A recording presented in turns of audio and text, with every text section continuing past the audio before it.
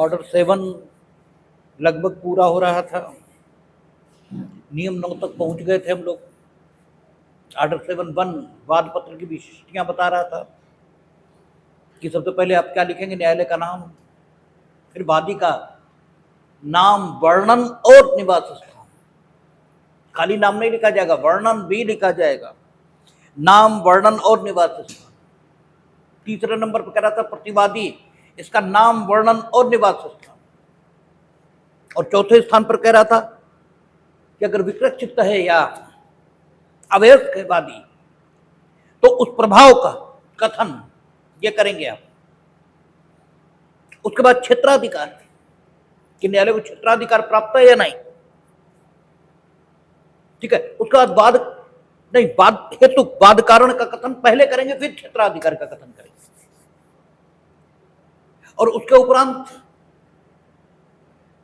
अगर आपका धन संबंधी कोई मुजरा ये अनुज्ञात किया है, कुछ और है, फिर अच्छा रिलीफ, अनुतोष क्लेम करेंगे।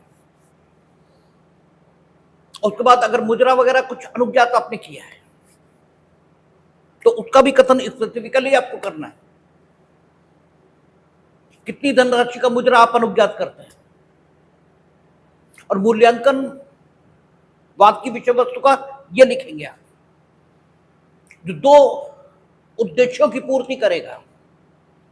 एक तो न्याय शुल्क, इसे अब निश्चित करने के प्रयोजन से, और दूसरा वाद की विषय वस्तु के मूल्यांकन से न्यायालय की जो अधिकारिता है उसे तय करने में सहायता ये भी मिलेगी। इसके लिए क्या करना है आपको, वाद की विषय वस्तु का मूल्यांकन ये करना है। तो ये सारी चीजें आदेश 7 नियम 1 की अपेक्षा के मुताबिक लिखी जाएंगी। और आदेश 7 नियम 2 विशेषकर धन संबंधी वादों में आपको क्या क्या क्लेम करना है, यानी वाद पत्र में क्या क्या उल्लिखित करना है, ये बता रहा था। आदेश 7 नियम 3 स्थावर संपत्ति संबंधी वाद है, उनमें आपको क्या क्या लिखना है ये बता रहा था। आदेश 7 नियम 4 जब प्रतिनिधि की हैसियत से आपने मुकदमा संस्थित किया है तो आपको क्या क्या दर्ज करना है, क्या क्या उल्लिखित करना है वाद पत्र में। आदेश 7 नियम 5 कहता था प्रतिवादी अगर उसका वाद की विषय वस्तु में कोई हित या आपके मुताबिक उस पर कोई दायित्व है तो वो आप उल्लिखित करेंगे। आदेश 7 नियम 6 ये कहता था लिमिटेशन एक्ट, उसके द्वारा अभिनिश्चित की गई जो लिमिटेशन है उससे आप छूट का दावा ये कर रहे हैं, तो छूट का दावा किस बात पर आपका आधारित है ये भी आप बताएंगे। और आदेश 7 नियम 7 अनुतोषों को उल्लिखित करने के बारे में बात कर रहा था, जबकि एक ही वाद कारण पर आप कई अनुतोष क्लेम कर रहे हैं उस दशा में। और आदेश 7 नियम 8 वो भी अनुतोषों के बारे में कथन कर रहा है, अनुतोषों के बारे में कथन कर रहा, मीनिंग कर भाई वो भी इसी आवश्यकता को वर्णित कर रहा है कि आप वाद पत्र में अनुतोषों का स्पेसिफिक कथन करेंगे, अलग अलग करेंगे। लेकिन आदेश 7 नियम 8 उस दशा में लागू होगा जबकि क्या है, कई सारे वाद कारण हैं और उनका संयोजन आदेश 2 नियम 3 या आदेश 2 नियम 4 इनके अनुसार किया गया है, तब आप अनुतोषों का अलग अलग कथन ये करेंगे। और आदेश 7 नियम 9 वो कह रहा था कि आप प्रतियां वाद पत्र की ये न्यायालय फीस के साथ न्यायालय द्वारा निर्देश दिए जाने पर न्यायालय के समक्ष उपस्थित करेंगे। आदेश 7 नियम 10 इसकी बात होनी थी। आदेश 7 नियम 10 कह रहा वाद पत्र का लौटाया जाना, और आदेश 7 नियम 11 कह रहा है वाद पत्र का निरस्तीकरण। दोनों बिल्कुल अलग अलग बातें हैं। आदेश 7 नियम 10 में वाद पत्र लौटाया गया, इसका मतलब यह हुआ कि वो निरस्त नहीं हुआ है और इसलिए आपको वो अनुतोष प्राप्त नहीं होंगे जो वाद पत्र के निरस्तीकरण के विरुद्ध आपको मिलेंगे। वाद पत्र के निरस्तीकरण का आदेश क्या मानेंगे? डिग्री। और जब डिग्री मानेंगे तो उसके विरुद्ध 2 अपीलें ये हो सकेंगे। और आदेश 7 नियम 10 में वाद पत्र सिर्फ लौटाया जा रहा है, यानी सेम प्लेंट आप उस न्यायालय में उपस्थित करके बात सुनिश्चित कर सकते हैं जो आपको लौटाया गया है। अगर वाद पत्र का निरस्तीकरण हो गया तो आप देखेंगे आदेश 7 नियम 12 या आदेश 7 नियम 13 इनमें से एक आएगा भी, वो आपको एक अतिरिक्त सुविधा देगा। वो ये कहेगा कि आदेश 7 नियम 11 में अगर वाद पत्र निरस्त हुआ है तो आपको सुविधा है कि आप नया सूट ये भी ला सकते हैं। और चूंकि वाद पत्र का निरस्तीकरण अब क्या है? डिग्री है, तो आप चाहें तो उसकी अपीलें ये भी कर सकते हैं, लेकिन फ्रेश सूट ये भी आ जाएगा। और अगर फ्रेश सूट लाना आप डिसाइड करते हो तो आपको फ्रेश प्लेंट यही देना पड़ेगा, क्योंकि पिछला वाद पत्र निरस्त हो चुका है। लेकिन जहां तक आदेश 7 नियम 10 की बात है तो यहां सूट आपने प्रॉपर कोर्ट में चूंकि प्रेजेंट नहीं किया, और चूंकि प्रॉपर कोर्ट में प्रेजेंट नहीं इसलिए आपको वापस कर दिया जाएगा। क्या? वाद पत्र। सूट वापस कर दिया जाएगा, इसका मतलब क्या हुआ? वाद पत्र वापस कर दिया जाएगा, क्योंकि प्रत्येक सिविल वाद पत्र उपस्थित करके ही संस्थित किया जाता है। तो अगर वाद पत्र वापस हो गया तो सिविल सूट वापस हो गया, ऐसा माना जा सकता है। तो आदेश 7 नियम 10 वाद पत्र ग्रहण करने पर प्रक्रिया, इसको बताया जाएगा। नहीं सॉरी, आदेश 7 नियम 10 कह रहा है वाद पत्र का लौटाया जाना, कह रहा है नियम 10 का के उपबंधों के अधीन रहते हुए वाद पत्र वाद के किसी भी प्रकरण में उस न्यायालय में उपस्थित किए जाने के लिए लौटा दिया जाएगा जिसमें वाद संस्थित किया जाना चाहिए था। और 10 का के जो उपबंध है उनके अधीन रहते हुए बात लागू होगी।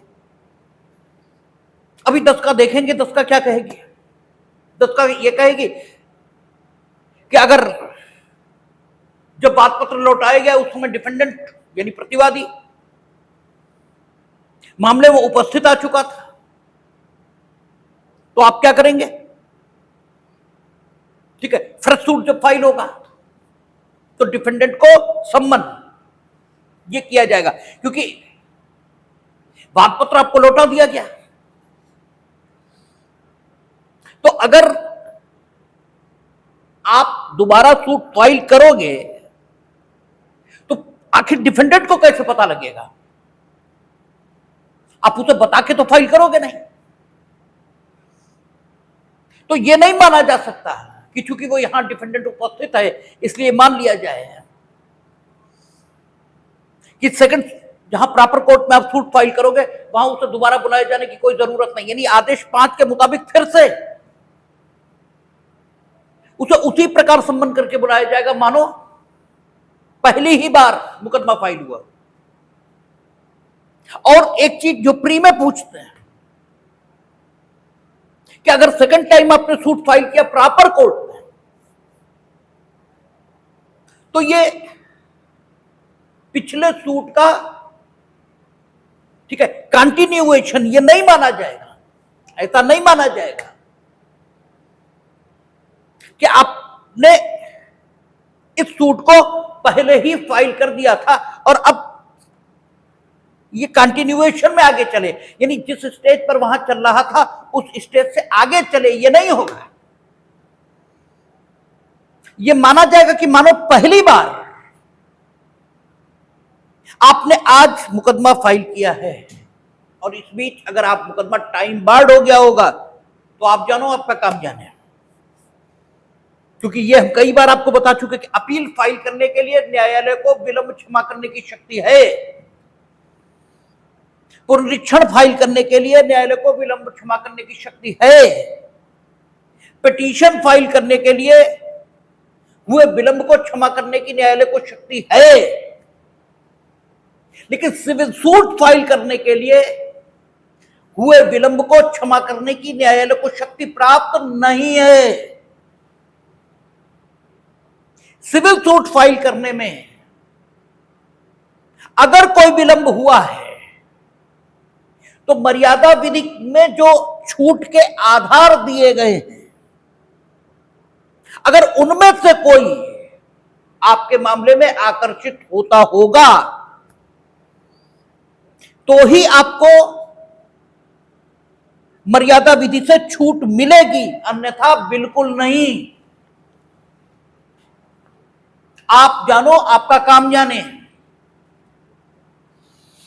मर्यादा विधि से या मर्यादा विधि में जो छूट के आधार वर्णित है उनमें से कुछ की चर्चा हमने कल की थी कि आपको जिस दिन वाद कारण उपलब्ध हुआ सिविल सूट फाइल करने के लिए, आप उसी दिन पागल हो गए। ये जिस दिन आपको सिविल सूट फाइल करने के लिए वाद कारण उपलब्ध हुआ उस दिन आप अवयस्क थे और आप स्वयं को उपलब्ध वाद कारण को जानते ही नहीं थे। तो मर्यादा का बीतना तब तक रुका रहेगा जब तक आपकी निर्योग्यता, जो अवयस्कता या विकृत चित्तता के रूप में आप में विद्यमान है, वो समाप्त नहीं हो जाती। और अगर आप वाद पत्र में ये उल्लिखित करके आएंगे कि यद्यपि वाद कारण हमें अमुक दिनांक को उपलब्ध हुआ था और मर्यादा विधि द्वारा अमुक समयावधि इस वाद कारण पर मुकदमा लाने के लिए विहित है, किंतु चूंकि वाद कारण उपलब्ध होने के दिनांक पर हम मर्यादा विधि द्वारा उल्लिखित किए गए अमुक निर्योग्यता के अधीन थे, जिस वजह से हमें मर्यादा विधि द्वारा उल्लिखित समय सीमा में छूट मिलनी चाहिए। यदि इस प्रभाव का कथन आप वाद पत्र में करके आओगे आदेश 7 नियम 6 की व्यवस्था के मुताबिक, और न्यायालय ये मानेगा कि यस आपकी बात सही है, तो ही आपको सिविल सूट फाइल करने के लिए जो विलंब हुआ है उससे क्षमा मिलेगी, अन्यथा नहीं। और आदेश 7 नियम 10 जिस स्थिति की बात कर रहा है, आदेश 7 नियम 10 कहता है कि वाद के किसी भी प्रक्रम में, यानी मुकदमा चल रहा है, हो सकता जजमेंट में पहुंच गया हो, किसी भी प्रक्रम में अगर यह पता लगता है कि आपने सक्षम न्यायालय यानी प्रॉपर कोर्ट में, जो समुचित न्यायालय हो सकता है उस वाद कारण पर सुनवाई करने के लिए, उसमें मुकदमा प्रस्तुत नहीं किया है, तो न्यायालय आपको समुचित न्यायालय में मुकदमा प्रस्तुत करने के लिए वाद पत्र वापस कर देगा। और ये ग्राउंड कि सक्षम न्यायालय में अगर आपने मुकदमा प्रस्तुत नहीं किया है तो सक्षम न्यायालय में मुकदमा प्रस्तुत न करने के कारण जो देरी हुई है, ठीक है, सिविल सूट फाइल करने में, भाई सिविल सूट आप कहां फाइल करेंगे? सक्षम न्यायालय में, और आपने सक्षम न्यायालय में फाइल नहीं किया, तो सक्षम न्यायालय में सिविल सूट फाइल न करने के कारण सिविल सूट संशोधित करने में जो देरी हुई है उसे क्षमा किया जा सकता है। ऐसा कोई आधार, क्योंकि मर्यादा विधि में छूट के आधार के रूप में वर्णित नहीं है, ठीक है। इसलिए अगर आदेश 7 नियम 10 के अंतर्गत सक्षम न्यायालय में मुकदमा प्रस्तुत करने के लिए आपको वाद पत्र वापस किया गया और तब तक लिमिटेशन बीत गई, तो आप सिविल सूट नहीं लाएंगे, नहीं लाने को मिलेगा। क्योंकि जिस दिन आप सक्षम न्यायालय में सिविल सूट लाएंगे उस दिन पहली बार ऐसा माना जाएगा कि आज आपने ये मुकदमा संस्थित किया है, और उस डेट पर वो टाइम बार्ड हो चुका है। आप पहले जहां चलाते रहे वो सक्षम न्यायालय नहीं था। तो आदेश 7 नियम 10 ये वाद पत्र के वापस करने के संबंध में उपबंध जरूर कर रहा है, लेकिन ये वापस किया जाना कंटिन्यूएशन ऑफ द सूट नहीं माना जाएगा। ठीक है, ये नहीं माना जाएगा कि पीछे आप जो मुकदमा चला रहे थे उसी को आगे सक्षम न्यायालय में चलाया जा रहा है, ये नहीं माना जाएगा। ऐसे माना जाएगा कि आज ही आपने ये संस्थित किया है, और जब आज ही संस्थित किया तो लिमिटेशन देखी जाएगी। अगर आप छूट का कोई आधार वर्णित कर पा रहे होंगे आदेश 7 नियम 6 में तो it's okay, otherwise you can't file. ठीक है, तो कहता है आदेश 7 नियम 10 में, नियम 10 का के उपबंधों के अधीन रहते हुए वाद पत्र वाद के किसी भी प्रक्रम में एट एनी स्टेज, यानी बिफोर जजमेंट भी, ठीक है, from the institution of the civil suit till, ठीक है, before judgement at any stage, किसी भी प्रक्रम पर उस न्यायालय में संस्थित किए जाने के लिए लौटा दिया जाएगा जिसमें वाद संस्थित किया जाना चाहिए था। इन शब्दों का अर्थ ही है कि अब तक बात जहां चल रहा था वहां बात संस्थित किया जाना नहीं चाहिए था। ठीक है ना, इन शब्दों का अर्थ ही है। इसका मतलब till the moment the suit was running in A improper court, ठीक है, that is why the court has return the plaint to the plaintiff for the institution of it in a competent or a proper civil court। ठीक है ना, इसलिए तो वापस हुआ, और जब वापस हुआ तो whenever you will file the plaint in the proper court, then it will be presumed that you have instituted the civil suit today, and if the limitation for the institution of that particular civil suit will be expired on that date, then you cannot file the civil suit। ठीक है ना, तो आगे कहता है, और ये सब कैसे होगा? नियम 10 का के उपबंधों के अधीन। आगे कहता है शंकाओं को दूर करने के लिए इसके द्वारा यह घोषित किया जाता है कि अपील या पुनरीक्षण न्यायालय वाद में पारित डिग्री को अपास करने के पश्चात इस उपनियम के अधीन वाद पत्र के लौटाए जाने का निर्देश दे सकेगा। यानी this power may also be enjoyed, may also be exercised by the revisional court and appellate court also। यानी वाद पत्र का लौटाया जाना अपील में भी हो सकता है, पुनरीक्षण न्यायालय भी लौटा सकते हैं, यह पाने पर कि अभी तक कार्यवाही सक्षम न्यायालय में नहीं चल रही थी, यह प्रॉपर उचित समुचित न्यायालय में नहीं चल रही थी। अब कहता है वाद पत्र के लौटाए जाने पर प्रक्रिया, आदेश 7 नियम 10 उपनियम 2 में कहता न्यायाधीश वाद पत्र के लौटाए जाने पर उस पर उसके उपस्थित किए जाने की और लौटाए जाने की तारीख, उपस्थित करने वाले पक्षकार का नाम और उसके लौटाए जाने के कारणों का संक्षिप्त कथन प्रस्थांकित करेगा। ठीक है ना, किसने संस्थित किया था, किस डेट को संस्थित हुआ और किस डेट को लौटाया गया। ठीक है, ये सारी चीजें उस पर इंडोर्स की जाएंगी, किसके द्वारा, लौटाए जाने वाले न्यायालय के द्वारा। ठीक है, आगे कहता है नियम 10 का, और नियम 10 का में जो कुछ उल्लिखित है उसी के अधीन आदेश 7 नियम 10 की ताकत का इस्तेमाल किया जाएगा, किसके द्वारा, विचार न्यायालय द्वारा या फिर अपीलेट कोर्ट के द्वारा या डिविजनल कोर्ट के द्वारा। कहता है जहां किसी वाद में प्रतिवादी के उपसंजात होने के पश्चात, क्योंकि अटेनियस स्टेज कहा उसने ना कि वाद के किसी भी प्रक्रम में लौटाया जा सकता है, इवन अपील और रिवीजन उसमें भी लौटाया जा सकता है। तो प्रतिवादी ये उपसंजात हो गया होगा, अपीयर हो गया होगा, ऐसी संभावना है।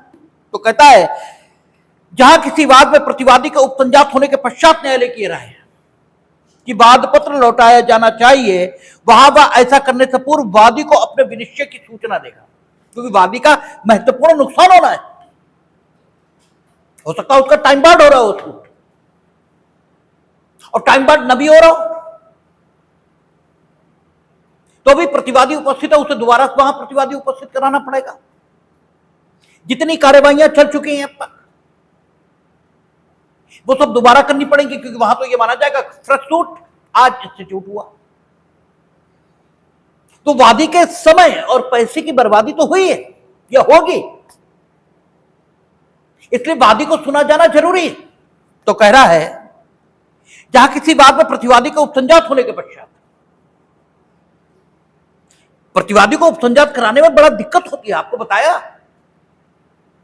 कि प्रत्येक, ठीक है, आपका उसके संबंध के साथ क्या होगा, वाद पत्र की प्रति रजिस्टर्ड पोस्ट इससे भेजा जा सकता है। हो सकता प्रतिस्थापित तामील करानी पड़ी हो, ठीक है, तो पैसे खर्च हुए होंगे। तो प्रतिवादी के उपसंजात होने के पश्चात न्यायालय की राय कि वाद पत्र लौटाया जाना चाहिए, वहां वह ऐसा करने के पूर्व वादी को अपने विनिश्चय की सूचना देगा। तो ये तो जरूरी है। वादी न्यायालय के विनिश्चय के विरुद्ध, क्योंकि न्यायालय का विनिश्चय ये कि सक्षम न्यायालय में या समुचित न्यायालय में नहीं चल रहा है, तो न्यायालय की राय अंतिम नहीं हो सकती। न्यायालय ने अगर सीपीसी पढ़ी है तो वादी का पक्ष जो रखा है उसने भी सीपीसी पढ़ी है। हो सकता है आप गलत निष्कर्ष निकाल रहे हो, तो उसे सुना जाना जरूरी है। इसलिए उन्होंने कहा कि वादी को अपने विनिश्चय की सूचना देगा, और जहां वादी को उपनियम 1 के अधीन सूचना दी गई, वहां वादी न्यायालय से उस न्यायालय को विनिर्दिष्ट करते हुए जिसमें वह वाद पत्र के लौटाए जाने के पश्चात वाद पत्र प्रस्तुत करने की प्रस्तावना करता है, यह प्रार्थना करते हुए कि न्यायालय उक्त न्यायालय में पक्षकारों के उपसंजात के लिए तारीख नियत करे, और यह अनुरोध करते हुए कि इस प्रकार नियत तारीख की सूचना उसे और प्रतिवादी को दी जाए, आवेदन कर सकेगा। ठीक है, तो वादी इसे अपने विनिश्चय की सूचना, इसे देने से दो लाभ होंगे। एक तो वो अपनी बात कह पाएगा, और अगर यह पाया गया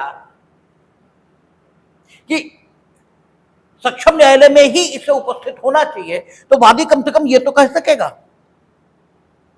ठीक है, कि हम लौटाए जाने के पश्चात इसे सक्षम न्यायालय में प्रस्तुत करेंगे। ये बता सकेगा उसे न्यायालय को, क्योंकि कोई जरूरी तो है नहीं लौटा देने के पश्चात वो संस्तुति करेगा। लेकिन वो अगर बताता है कि हम इसे सक्षम न्यायालय में प्रस्तुत करके सिविल बात संस्थित करेंगे, तो न्यायालय से ये निर्देश अनुरोध वो कर सकता है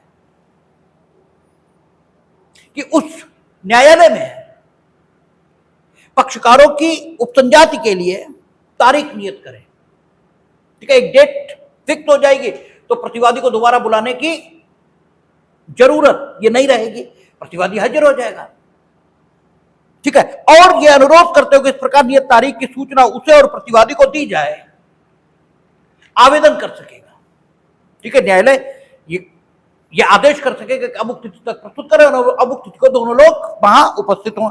जहां वादी द्वारा उपनियम 2 के अधीन आवेदन किया जाता है, वहां न्यायालय वाद पत्र लौटाए जाने के पूर्व और इस बात के होते हुए भी कि उसके द्वारा वाद पत्र के लौटाए जाने का आदेश इस आधार पर किया गया था कि उसे वाद के विचारण की अधिकारिता नहीं थी, उस न्यायालय में जिसमें वाद पत्र के उपस्थित किए जाने की प्रस्तावना है, पक्षकारों की उपसंजात के लिए तारीख नियत करेगा और उपसंजात की ऐसी तारीख की सूचना वादी और प्रतिवादी को दे देगा। तो ठीक है कि न्यायालय को जुडिक्शन नहीं है, इसीलिए उसने वाद पत्र वापस किया।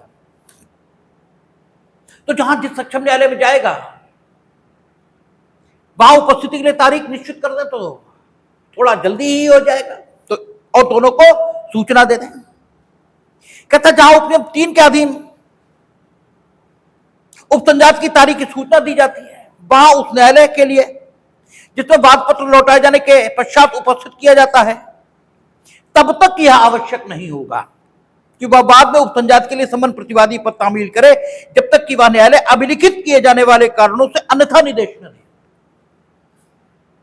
यानी यह स्थिति नहीं है कि जिस न्यायालय में वाद पत्र उपस्थित किया गया उसे प्रतिवादी को सम्मन जारी करने की अधिकारिता ही नहीं है, क्योंकि पिछले न्यायालय ने तारीख निश्चित कर दिया। ऐसी बात नहीं है। लेकिन सामान्यतः वो न्यायालय प्रतिवादी को बुलाए जाने के लिए कोई सम्मन जारी नहीं करेगा जब तक कि अभिलिखित किए जाने वाले कारणों से, ठीक है, उसे यह प्रतीत नहीं होता कि तारीख भले ही तय कर दी गई थी, फिर भी प्रतिवादी को सूचना देना आवश्यक है, ठीक है, क्योंकि तारीख तय कर दी गई थी, भूल गए, उस दिन तो ईद निकल आई, ठीक है, उसके अगले दिन संस्थित होना है, अकस्मात छुट्टी घोषित हो गई, चीफ जस्टिस ऑफ इंडिया नहीं रहे, अकस्मात छुट्टी घोषित हो गई उसी दिनांक को, तो अब जरूरी नहीं है भाई आपने तारीख तय की थी, इस डेट को दोनों उपस्थित हो, उस डेट को न्यायालय बंद हो गया, तो अगले डेट की सूचना प्रतिवादी को मिलनी चाहिए। अगर ये नहीं लिखेंगे तो फिर 151 की शक्ति का इस्तेमाल करें न्यायालय, और तो कोई तरीका बचा नहीं अंतर्निहित शक्तियों का, ठीक है। इसलिए यहां पर क्लियर कट प्रोविजन बना दिया उन्होंने कि अन्यथा अगर कोई ऐसे भी लिखित किए जाने वाले कारण हैं तो पिछले न्यायालय ने भले ही उपस्थिति के लिए निर्धारित कर दिया उस समय, लेकिन फिर भी सूचना दी जा सकती है। उक्त सूचना उस न्यायालय में जिसमें वाद पत्र को लौटाए जाने वाले न्यायालय द्वारा इस प्रकार नियत तारीख को वाद पत्र उपस्थित किया जाता है, प्रतिवादी के उपसंजात के लिए सम्मन समझी जाएगी, तो उसमें कोई दिक्कत नहीं। और जब सम्मन समझी जाएगी ये सूचना जो अभिलिखित किए जाने वाले कारणों से न्यायालय निकाल रहा है, तो इसे सम्मन जिस ढंग से तामील कराया जाता है उसी ढंग से तामील कराया जाएगा।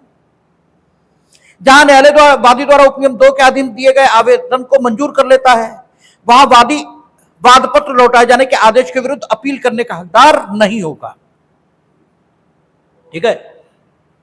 यानी अगर वाद पत्र का लौटाया जाना ये घटित हुआ है तो ये धारा 104 की लिस्ट में होना चाहिए। जरा देखें धारा 104, क्योंकि आपको मालूम है कि आदेशों की अपील केवल तभी की जा सकेगी जबकि वे धारा 104 की लिस्ट में शामिल हों, और अगर आदेश की अपील होगी भी तो भी डिग्री से उसका अंतर रहेगा कि प्रत्येक डिग्री की 2 अपीलें और आदेश की एक ही अपील होगी। तो देखें आपका कहता है 104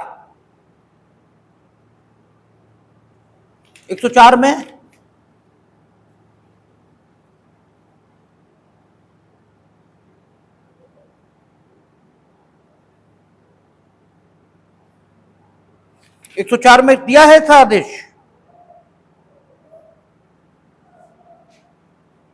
झा कहता नियमों के अधीन किया गया कोई ऐसा आदेश जिसकी अपील नियमों द्वारा अभिव्यक्त रूप से, ठीक है, अनुज्ञात है, और इस संहिता के पाठ में तत्समय प्रवृत्त किसी विधि द्वारा अभिव्यक्त रूप से अन्यथा उबंधित के सिवाय किन्हीं भी अन्य आदेशों की अपील नहीं होगी, ठीक है। तो यहां नियम चूंकि उसे इजाजत दे रहे हैं वादी को अपील की, इसलिए हो जाएगी, ठीक है।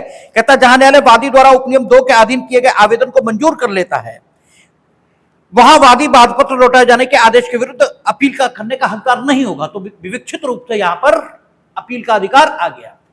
यानी उसने कहा कि साहब जो है प्रतिवादी को सूचना दे दो, ठीक है, तारीख निश्चित कर दो, दिन हम लोगों के वहां उपस्थित होने के लिए, और आपने ये सारे आवेदन जो वादी ने किए थे वो न्यायालय ने मंजूर कर लिए, तो फिर वाद पत्र के लौटाए जाने के विरुद्ध आप अपील नहीं करेंगे। फिर कहता समुचित न्यायालय को वाद अंतरित करने की अपील न्यायालय की शक्ति, जहां वाद पत्र के लौटाए जाने के आदेश के विरुद्ध अपील में अपील की सुनवाई करने वाला न्यायालय ऐसे आदेश की पुष्टि करता है। वहां अपील न्यायालय यदि वादी आवेदन द्वारा ऐसी वांछा करे तो वाद पत्र लौटाते समय वादी को यह निर्देश दे सकेगा कि वह वाद पत्र को उस न्यायालय में जिसमें वाद संचित किया जाना चाहिए था, चाहे ऐसा न्यायालय उस राज्य के भीतर हो या बाहर जिसमें अपील की सुनवाई करने वाला न्यायालय स्थित है, परिसीमा अधिनियम के उपबंधों के अधीन रहते हुए फाइल करे और उस न्यायालय में जिसमें वाद पत्र फाइल किए जाने का निर्देश दिया जाता है पक्षकारों के उपसंजात के लिए तारीख नियत कर सकेगा। और जब इस प्रकार तारीख नियत कर दी जाती है तब उस न्यायालय के लिए जिसमें वाद पत्र फाइल किया गया बाद में उपसंजात के लिए संबंध प्रतिवादी पर तामील करना तब तक आवश्यक नहीं होगा। वो शब्द सारे के सारे दोहरा दिए। ठीक है, यानी उन्होंने ये कहा कि न्यायालय ने वाद पत्र लौटाए जाने का आदेश दिया, वादी ने उपनियम 2 के अधीन कोई आवेदन नहीं किया या उपनियम 2 के अधीन आवेदन किया किंतु उनका आवेदन नहीं माना न्यायालय ने, तो वादी अपील कर सकेगा इस आदेश की। ठीक है, जिसके द्वारा वाद पत्र लौटाए जाने का आदेश न्यायालय ने किया। लेकिन अपील न्यायालय आदेश को पुष्ट कर रहा है, यानी वो जो पूर्व का विचार न्यायालय है उसकी बात को ठीक मान रहा है और ये मान रहा कि उस न्यायालय द्वारा बात का विचारण नहीं किया जा सकता था, बात का विचारण करने के लिए सक्षम न्यायालय कोई और है। तो अपील न्यायालय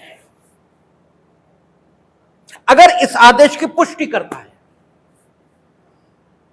तो वो स्वयं बजाय वादी संस्थित करे सक्षम न्यायालय में, ठीक है, प्रॉपर कोर्ट में वादी संस्थित करे मुकदमे को, इसके बजाय अगर वादी उससे आवेदन करता है तो स्वयं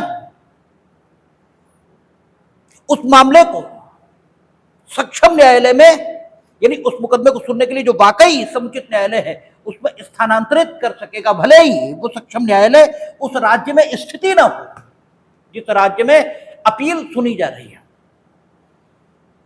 शाहजहांपुर कोर्ट में मुकदमा संस्थित किया गया, जबकि सक्षम न्यायालय तमिलनाडु का न्यायालय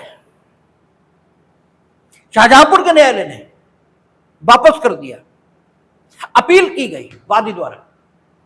तो शाहजहांपुर के न्यायालय की जो अपील होगी वो इलाहाबाद हाई कोर्ट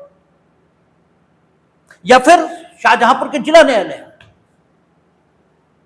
यहां की जाएगी और तमिलनाडु का कोर्ट न तो इलाहाबाद हाई कोर्ट के अधीन है और न ही शाहजहांपुर के जिला न्यायालय के अधीन है।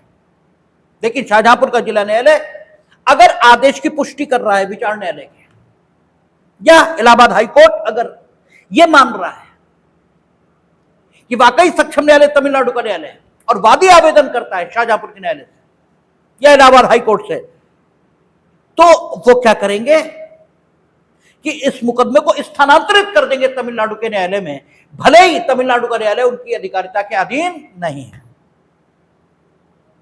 ठीक है, स्थानांतरित कर देंगे। 10B ऐसा कह रही है, समय की बचत होगी, वादी जाए वहां दायर करे, इससे क्या यही ट्रांसफर कर देंगे। और अगर फिर वादी आवेदन करता है तो वही पक्षकारों को उपसंजाति आदि के लिए टाइम निश्चित कर देंगे और जब वहां पहुंचेगा तो उस न्यायालय के लिए प्रतिवादी को बुलाने के लिए सम्मन जारी करना जरूरी नहीं होगा। लेकिन अभिलिखित किए जाने वाले कारणों से अगर ऐसा जरूरी हो रहा है तो कर भी सकेंगे।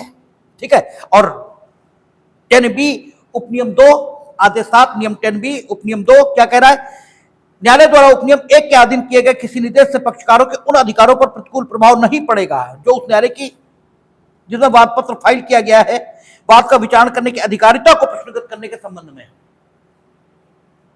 लिमिटेशन के अधीन रहते हुए, तो वही लिख दिया उन्होंने, लिमिटेशन के अधीन रहते हुए। लेकिन हां, एक बात तय है कि पक्षकार जो जुरिडिक्शन पर ऑब्जेक्शन करते हैं, ठीक है, वो ऑब्जेक्शन उस तमिलनाडु के न्यायालय में नहीं उठाए जाएंगे क्योंकि वो यहीं उठ गए, यहीं डिसाइड हो गए, उनकी अपील भी हो गई, सब कुछ हो चुका है। ठीक है ना, एक बार ये तय हो गया कि जुडिक्शन वही है, तो अब जुडिक्शन के सवाल वहां नहीं उठेंगे। कहता न्यायालय द्वारा उपनियम 1 के अधीन किए गए किसी निर्देश से पक्षकारों के उन अधिकारों पर प्रतिकूल प्रभाव नहीं पड़ेगा जो उस न्यायालय की जिसमें वाद पत्र फाइल किया। अच्छा नहीं, उल्टा बोल गए कि भले ही वाद पत्र लौटाया गया, उसकी अपील हुई है, सब कुछ हुआ है, लेकिन इसके बाद भी पक्षकारों के ये हक, ठीक है, जो न्यायालय की अधिकारिता के संबंध में प्रश्न उठाने से संबंधित वे बरकरार रहेंगे। आप ये नहीं कहेंगे कि आप वहां जुडिक्शन के सवाल उठा चुके हैं, अपील भी तय हो चुकी है, ऐसा कुछ भी आप नहीं कहेंगे। वहां भी जुडिक्शन के सवाल उठाए जा सकेंगे, ठीक है, जुडिक्शन के इशू बनेंगे और उनका डिस्पोजल होगा। पक्षकारों के अधिकारों के, जो पक्षकारों के अधिकार हैं क्षेत्राधिकार संबंधी सवाल उठाने के, वे इससे अप्रभावित रहेंगे, ठीक है ना। ये एक यूनिक बात है जिसे हम उल्टा बोल दिया। अब ठीक बात ये, तो आदेश 7 नियम 10 वाद पत्र के लौटाए जाने पर प्रक्रिया और वाद पत्र का लौटाया जाना। आदेश 7 नियम 11 निरस्तीकरण वाद पत्र का, और ये बहुत इंपॉर्टेंट है। आदेश 7 नियम 11 खूब पूछा जाता है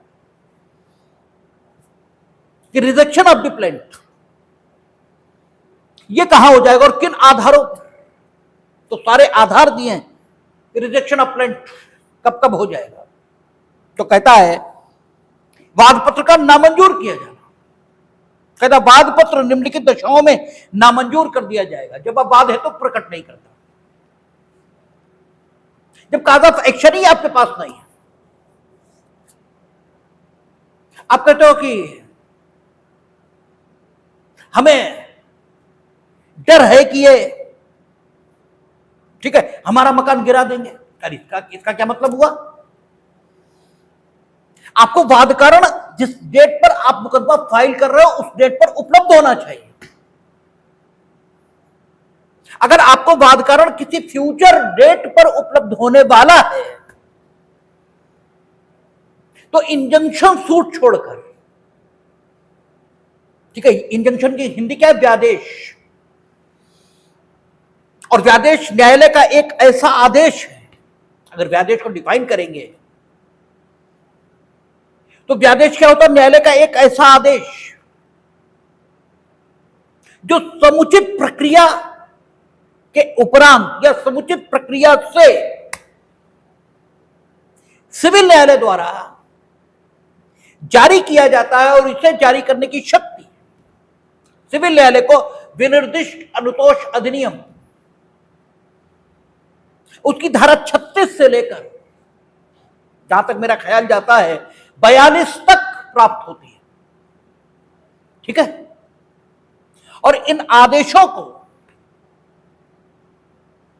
वादी के विधिक अधिकारों की रक्षा के लिए जारी किया जाता है।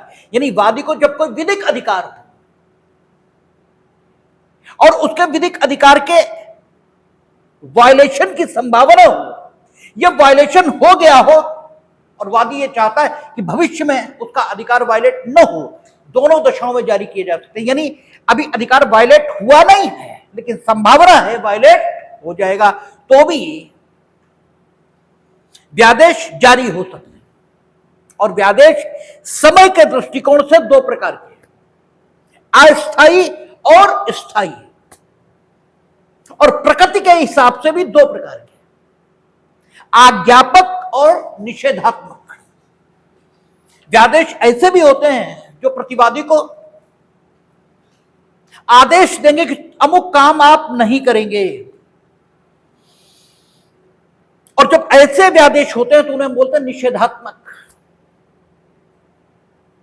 और जब व्यादेश कैसे होते हैं कि अमुक काम आप करेंगे, तो जो व्यादेश की प्रकृति होती है उसे हम क्या बोलते हैं? आज्ञापक। अंग्रेजी में कहेंगे कि इंजंक्शन प्रोबिटरी और मैंडेटरी दोनों नेचर के होते हैं, और टाइम के दृष्टिकोण से देखेंगे तो वो होते हैं अस्थायी और स्थायी। ये कहां लिखा है? धारा 36 SRA में।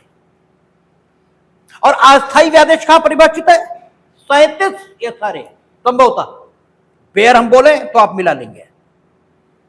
स्थायी 38 SRA, आज्ञापक 39 SRA, ठीक है, 39 हो सकता है, 40 हो सकता है, ठीक है, यानी 36 to 40। तो केवल व्यादेश या एक आध कोई और वाद कारण हो तो हम दावा नहीं करते हैं, ठीक है, जो कि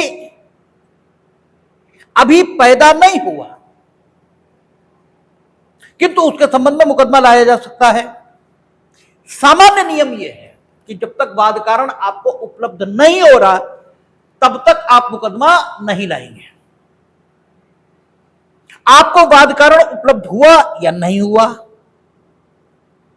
इसका निश्चय आपके द्वारा प्रस्तुत वाद पत्र को पढ़कर ही लगाया जाएगा। प्रतिवादी यह कहता है अपने लिखित कथन में कि आपको वाद पत्र में, आपके वाद पत्र में किसी वाद कारण का उल्लेख नहीं है, तो प्रतिवादी की बात के आधार पर यह तय नहीं किया जाएगा कि आपके वाद पत्र में वाद कारण का उल्लेख है या नहीं। आपके वाद पत्र को पढ़ा जाएगा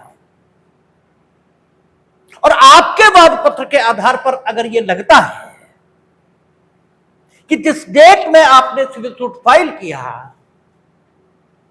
उस डेट में आपके पास वाद कारण नहीं था, भले ही जिस डेट में आपत्ति उठाई गई है उस डेट में वाद कारण आपके पास आ चुका है, ठीक है, तो भी यह सूट निरस्त होगा। आपको आज की डेट में वाद कारण उपलब्ध हुआ तो आज या इसके बाद मुकदमा लाइए। आप रिकवरी ऑफ मनी का सूट लाए और वाद पत्र में यह उल्लिखित है, ठीक है, कि हमने इनसे कभी पैसा मांगा ही नहीं, लेकिन इनके आचरण से यह प्रदर्शित होता है कि पैसा नहीं देंगे, क्योंकि इनने हमसे संबंध खत्म कर लिया, हमसे बोलना बंद कर दिया। तो आपने मांगा, जब तक आपने मांगा और उसने मना नहीं किया तब तक वाद कारण उपलब्ध नहीं है, क्योंकि न्यायालय की शरण अंतिम विकल्प। पहले आप मांगते तो क्या पता वो दे देता। तो वाद कारण आपको उपलब्ध होना ही चाहिए। जब तक वाद कारण आपको उपलब्ध नहीं है वाद लाने के दिनांक पर, यानी आपका वाद पत्र वाद कारण को ही प्रदर्शित नहीं करता, अंतर्निहित नहीं करता, तो आपका वाद पत्र निरस्त कर दिया जाएगा, ठीक है, क्योंकि वाद पत्र, इसमें वाद कारण का उल्लेख होना ही चाहिए। आदेश 7 नियम 1 भी कह रहा है, और वही नहीं कह रहा बल्कि वाद कारण ही तो वो आधार है जो आपको सिविल वाद लाने के लिए सक्षम बनाता है, और वाद कारण आपके पास है नहीं। आप कहते हैं कि ये हमारे मकान पर कब्जा कर लेंगे,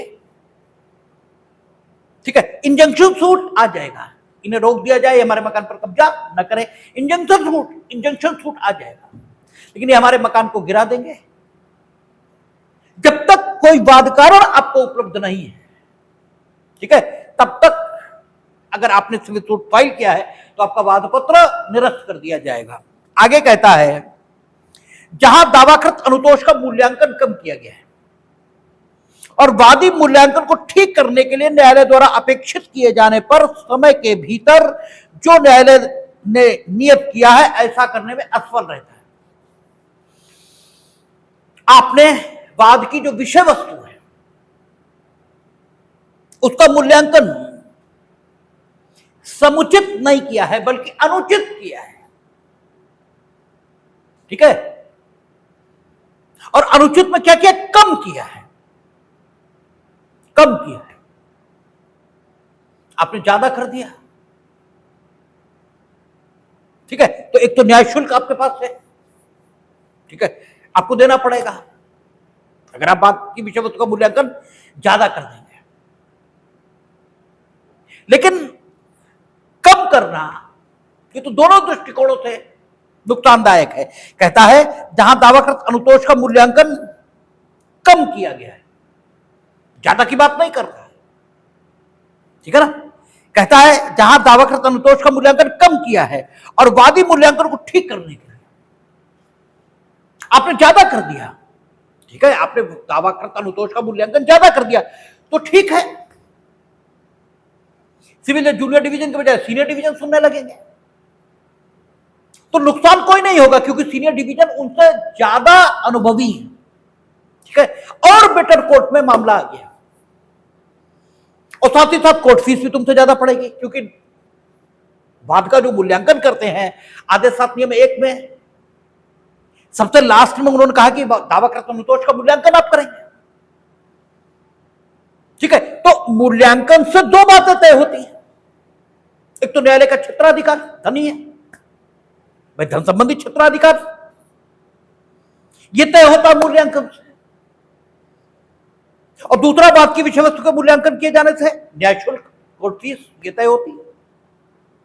बात आ रही है तुम्हारे, ठीक है, कोर्ट फीस ये तय होती है। आपने ज्यादा कर दिया तो नुकसान नहीं हुआ, क्योंकि सीनियर कोर्ट के पास पहुंच जाएगा और अच्छा है, और कोर्ट फीस भी तुमसे ज्यादा पड़ेगी, ज्यादा पड़ेगी तो सरकार के पास जाएगी।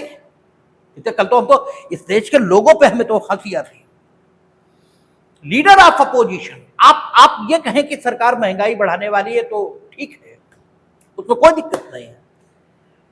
लीडर ऑफ अपोजिशन ये कह रहे थे कि सरकार ने खूब मुनाफा कमाया, तो सरकार मुनाफा कमा के घर ले जाती है?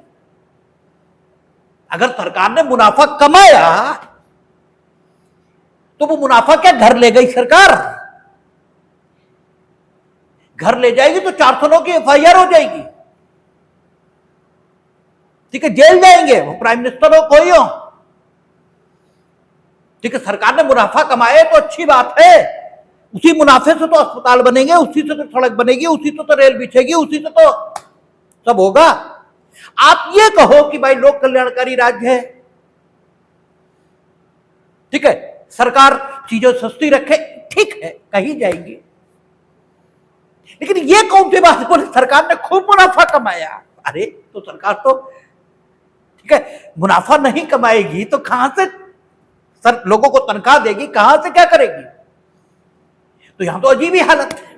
तो सवाल यह है, कोर्ट फीस अगर आपसे ज्यादा पड़ गई तो सरकार को फायदा होगा, अल्टीमेटली जनता को फायदा होगा, सरकार को फायदा, जनता का फायदा होता है। लेकिन अगर आपने कम कर दिया मूल्यांकन तो दो नुकसान हुए। एक तो विषय वस्तु का मूल्यांकन ज्यादा है, और धनी अधिकारिता डिवाइड इसीलिए की कि महत्वपूर्ण मामले, ठीक है, सीनियर के द्वारा सुने जाएं, तो जो सीनियर डिवीजन को सुनना था वो जूनियर डिवीजन सुनने लगे। तो एक तो नुकसान ये हो गया तत्काल, जो कानून की मंशा के खिलाफ है, ठीक है ना, और दूसरा राजस्व का नुकसान ये भी हुआ, रिकॉर्ड फीस ये आप कम लगाएंगे तो राजस्व की हानि, जो पैसा मिल सकता था वो भी नहीं मिला, इसलिए उसने कम का जिक्र किया है, ठीक है। उसने कहा कि जहां दावाकृत अनुतोष का मूल्यांकन कम किया गया है और वादी को मूल्यांकन ठीक करने के लिए न्यायालय द्वारा अपेक्षित किए जाने पर उस समय के भीतर जो न्यायालय ने दिया, यानी आपने दोहरी गलती की, एक तो दावाकृत अनुतोष का मूल्यांकन कम कर दिया, और फिर न्यायालय ने जब अपेक्षित किया कि अमुक समय के भीतर आप न्यायालय शुल्क और जमा करें, यानी ऑब्जेक्शन हुआ कोर्ट फीस पे, और न्यायालय ने पाया कि कम किया है आपने, ठीक है, तभी तो ये बात आएगी। हमने कहा था बेयर में जो बात लिखी है उसके बारे में आप ये मान लें कि वो साबित हो चुकी है। उसने लिखा जहां वादी ने दावाकृत अनुतोष का मूल्यांकन कम किया है, इसका मतलब यह हुआ कि वादी ने वाद पत्र में आदेश 7 नियम 1, ठीक है, इसकी आवश्यकता के मुताबिक जो मूल्यांकन किया था उस पर न सिर्फ ऑब्जेक्शन फाइल हुआ है प्रतिवादी के द्वारा, बल्कि यह पा भी लिया गया कि वाकई मूल्यांकन कम है, ये पा भी लिया गया, ठीक है। और जब ये पा लिया गया तो न्यायालय ये करे कि आपका उठा के सूट रिजेक्ट कर दे, लेकिन ऐसा नहीं किया जाना चाहिए। भूल तो भी हो सकता है कि कम हो गया हो, गड़बड़ी भी हो सकती है, और चलिए जानबूझकर आपने कम किया तो ये मानो सुलभ स्वभाव है हमारी जेब से पैसे कम जाए, ठीक है, तो इसका इतना बड़ा दंड नहीं देना चाहिए कि आउटराइट उठा के हम प्लेंट को रिजेक्ट कर दें। इसलिए आपको न्यायालय समय देगा, यहां विवक्षित रूप से लिखा है समय देगा, क्योंकि उसने यहां क्या लिखा, न्यायालय द्वारा अपेक्षित समय के भीतर भी आपने मूल्यांकन को ठीक नहीं किया, इसका मतलब न्यायालय समय देगा आपको कि आप दावाकृत अनुतोष का मूल्यांकन ठीक कर दें और ठीक न्याय शुल्क जमा कर दें, और आपने फिर भी ऐसा नहीं किया, तब आदेश 7 नियम 11 उपनियम 1 खा इसकी पोजीशन आ गई, और now your plaint will be rejected, ठीक है, बिकॉज यू हैव वैल्यूड, ठीक है, द सूट इम्प्रॉपरली। आपने न सिर्फ कम किया बल्कि जब अपेक्षित किया गया कि प्रॉपर कर दें आप और न्याय शुल्क दे दें, वो भी आपने नहीं दिया, देन क्या होगा, ऐसा करने में जब आप असफल हो गए न्यायालय द्वारा अपेक्षित समय के भीतर, तो आपका वाद पत्र नामंजूर कर दिया जाएगा, क्योंकि ऊपर उसने लिख रखा है कि वाद पत्र निम्नलिखित दशाओं में नामंजूर कर दिया जाएगा, और डैश ले रखा है। इसका मतलब ये लाइन सबके साथ पढ़ी जाएगी, ठीक है। कहता है जहां दावाकृत अनुतोष का मूल्यांकन ठीक है, अब आपने मूल्यांकन ठीक कर रखा है, लेकिन कोर्ट फीस ये कम दे रखी, ठीक है, मूल्यांकन तो ठीक है, प्रॉपर कोर्ट में भी है, मूल्यांकन दो दृष्टिकोणों से किया जाता है ना, एक न्यायालय की धनी अधिकारिता और दूसरा न्याय शुल्क। न्याय शुल्क हम कैसे देते हैं, स्टैंप की सूरत में, स्टैंप की सूरत में, रुपए नहीं लगाए जाते हैं, स्टैंप खरीद के आप देंगे, और स्टैंप तो सरकार की जो टिकट वो है प्रिंटिंग प्रेस वहीं छपता है, तो सरकार का ही होता है, वो सीधे सरकार से खरीदा जाता है, तो सरकार को पैसा चला जाता है, ठीक है। कहता है जहां दावाकृत अनुतोष का मूल्यांकन ठीक है, किंतु वाद पत्र अपर्याप्त स्टाम्प पत्र पर लिखा गया है, और वादी अपेक्षित स्टाम्प पत्र के देने के लिए न्यायालय द्वारा अपेक्षित किए जाने पर उस समय के भीतर जो न्यायालय ने नियत किया है ऐसा करने में असफल रहता है, ठीक है, मूल्यांकन ठीक है, you haven't under valued the suit, ठीक है, you have valued the suit properly, not over valued ना अंडर वैल्यूड है, कुछ भी नहीं, लेकिन स्टैंप जो आपको देना था, यानी कोर्ट फीस जो देनी थी स्टैंप की सूरत में, वो आपने नहीं दी है, और न्यायालय ने अपेक्षा की फिर भी आप देने में असफल रहते हैं, तो वाद पत्र नामंजूर कर दिया जाएगा। फिर कहता है जहां वाद पत्र में के कथन से यह प्रतीत होता कि बात किसी विधि द्वारा वर्जित है, हम लोग पढ़ के आए थे आज क्या, धारा 9 सीपीसी, कहता प्रत्येक सिविल वाद इसे ग्रहण करने की अधिकारिता सिविल न्यायालय में होगी, शर्त केवल इतनी है कि किसी विधि द्वारा अभिव्यक्त या विवक्षित रूप से उसका संज्ञान सिविल न्यायालय द्वारा लिया जाए, इससे सिविल न्यायालय को रोका ना गया हो। और अभिव्यक्त रूप से कैसे रोका जाता है, विवक्षित रूप से कैसे रोका जाता है, ये नवाब दूल्हे खान, ठीक है, इस मुकदमे के प्रकाश में आपको खूब बताया गया था, और आपको बताया गया था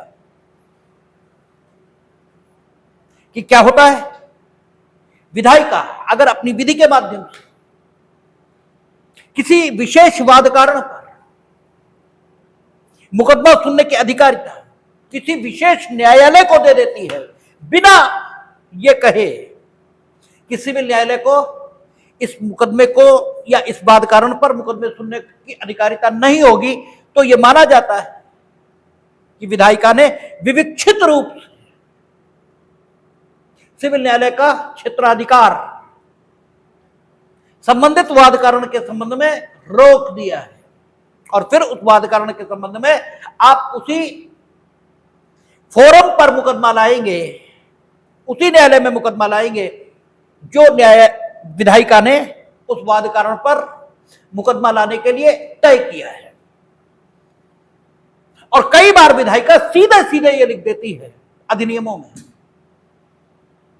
कि इस अधिनियम के अंतर्गत उद्भूत होने वाले वाद कारणों पर सिविल न्यायालय को क्षेत्राधिकार प्राप्त नहीं होगा। तब अभिव्यक्त रूप से सिविल न्यायालय का क्षेत्राधिकार रोक दिया गया है, ऐसा माना जाता है। जैसे यूपी जडे पूर्व में लिखा रहता था, ठीक है, टेलीग्राफ एक्ट है, माध्यस्थम अधिनियम है, वो लिखता है कि जहां माध्यस्थम द्वारा विवादों को सुलझाने के लिए एग्रीमेंट किया गया है, आर्बिट्रेशन एग्रीमेंट है, वहां सिविल न्यायालय मुकदमा नहीं सुनेगा, ठीक है ना। तो माध्यस्थम अधिनियम भी सिविल न्यायालय का जुडिक्शन रोक देता है उन मामलों में जहां पक्षकारों ने आर्बिट्रेशन का एग्रीमेंट करके अपने मध्य विवाद उत्पन्न होने की दशा में मध्यस्थों द्वारा, ठीक है, न्याय निर्णय करने का समझौता कर रखा है, ठीक है। आपने वाद पत्र दायर किया और न्यायालय ने जब वाद पत्र को पढ़ा तो न्यायालय को यह पता लगा कि आपके द्वारा प्रस्तुत वाद किसी विधि के उपबंधों के प्रभाव से सिविल न्यायालय द्वारा सुने जाने से, ठीक है, रोका गया है विधायिका के द्वारा, तो भी आपका वाद पत्र निरस्त कर दिया जाएगा, ठीक है, निरस्त कर दिया जाएगा। आप जाइए वहां उस विधि में उस वाद कारण पर मुकदमा सुनने के लिए जिस न्यायालय को अधिकार दिया गया वहां मुकदमा प्रस्तुत करिए, ठीक है। अगला कहता है जहां ये दो प्रतियों में फाइल नहीं किया जाता, कानून कह रहा है कि आप वाद सिविल सूट कैसे फाइल करेंगे, दो कॉपीज में। आपने अगर दो कॉपी यानी डुप्लीकेट, एक ओरिजिनल होनी चाहिए, एक उसकी डुप्लीकेट होनी चाहिए, तो अगर आपने डुप्लीकेट कॉपी लगाकर वाद पत्र की सिविल सूट इंस्टीट्यूट नहीं किया तो भी वाद पत्र निरस्त किया जाएगा। आगे कहता है जहां वादी नियम 9 के उपबंधों का पालन करने में असफल रहता है, वो तो आपको कल ही बताया, आदेश 7 नियम 9 कह रहा था कि वाद पत्र की अप्रतियां न्यायालय द्वारा निर्देश दिए जाने पर, ठीक है, जितने प्रतिवादी हैं उतनी प्रतियां आप वहां देंगे। तो नियम 9 में जो कुछ लिखा है उस अपेक्षा का अनुपालन करने में अगर आप असफल हुए तो भी आपका सिविल सूट, ठीक है, या वाद पत्र निरस्त कर दिया जाएगा, ठीक है। और रिजेक्शन ऑफ द प्लेंट ये डिग्री है, ठीक है ना, और इसकी 2 अपीलें होंगी। आगे कहता है परंतु मूल्यांकन की शुद्धि के लिए या अपेक्षित स्टाम्प पत्र देने के लिए न्यायालय द्वारा नियत समय तब तक नहीं बढ़ाया जाएगा जब तक न्यायालय का अभिलिखित किए जाने वाले कारणों से समाधान नहीं हो जाता कि वादी किसी असाधारण कारण से न्यायालय द्वारा नियत समय के भीतर यथास्थिति मूल्यांकन की वृद्धि करने या अपेक्षित स्टाम्प पत्र के देने से रोक दिया गया था और ऐसे समय के बढ़ाने से इनकार किए जाने से वादी के प्रति गंभीर अन्याय होगा। यानी जो परंतुक है उससे एक बात तय हो गई कि अगर कोर्ट फीस आपने इम्प्रॉपर लगाई है, यह सूट को अंडर वैल्यूड आपने किया है, उसका मूल्यांकन कम आपने किया है और न्यायालय ने एक समय के भीतर आपसे कोर्ट फीस या मूल्यांकन को ठीक करने की अपेक्षा की और आपने नहीं किया उस समय के भीतर, तो क्या होगा, आपका वाद पत्र निरस्त कर दिया जाएगा, नामंजूर कर दिया जाएगा। लेकिन परंतु की भाषा यह बता रही है कि आप न्यायालय से इन कामों को करने के लिए समय बढ़ाने का निवेदन कर सके। और समय बढ़ाने का निवेदन कहां होता है, धारा 148 है संभवतः, उसमें होता है संभवतः, ठीक है, बेयर 148 हो सकती है, 148 ही है जहां तक है, ठीक है, 146 भी हो सकती है या 148 है जहां तक है, उसमें आप समय बढ़ाने के लिए आवेदन कर सकते हैं,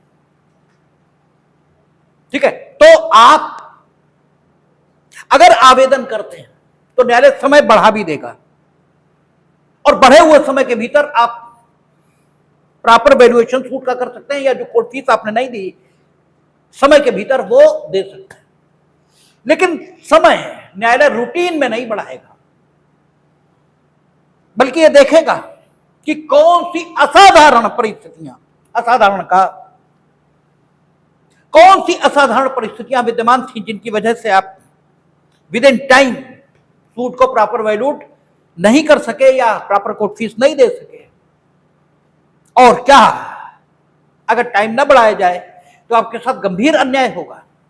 इन दोनों बातों को ध्यान में रखते रहिए, समय बढ़ाया जाएगा। हालांकि वहां बहुत उदारता पूर्वक समय बढ़ा देते हैं, ठीक है, और आपका समय बढ़ जाएगा। और फिर बढ़े समय के भीतर अगर आप प्रॉपर वैल्यूट कर देते हैं और सारी चीजें ठीक हो जाती हैं, तो फिर क्या होगा कि आपका सूट निरस्त नहीं होगा, यानी वाद पत्र नामंजूर नहीं होगा, प्रॉपरली चलेगा। और अगर बाकी स्थितियां तो नामंजूर हो गई होगा, और नामंजूर अगर हुआ तो डिग्री माना जाएगा, 2 अपीलें। साथ ही साथ आपको एक और रेमेडी मिल सकती है, वो कहां, आदेश 7 नियम 13। और आदेश 7 नियम 13 बहुत इंपॉर्टेंट है, खूब पूछा जाता है, ठीक है।